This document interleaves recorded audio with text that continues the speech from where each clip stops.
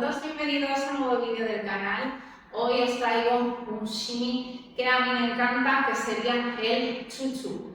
Es un shimmy que vale para hacerlo estático, pero sobre todo para hacerlo desplazado. Y es un shimmy súper sencillo, lo único que es muy intenso y hay que trabajar mucho la velocidad de las piernas. Entonces, lo que vamos a hacer son caderazos, solo caderazos.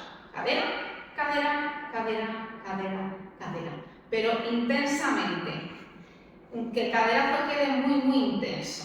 Voy a pasar un pie para detrás y otro para adelante, muy poquito.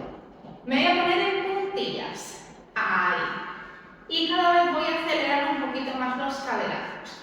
Cadera, cadera. Recordad que el caderazo lo da el pie apoyado.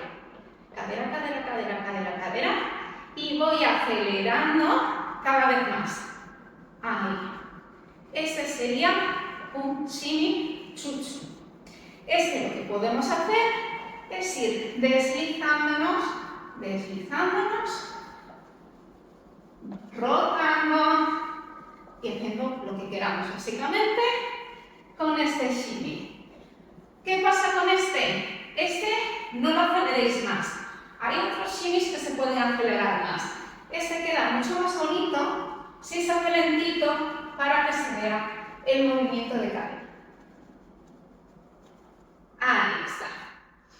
El shimmy chuchu cansa un poquito. Regaladme un like si os ha gustado el vídeo, suscribíos para recibir las novedades y hasta el siguiente vídeo.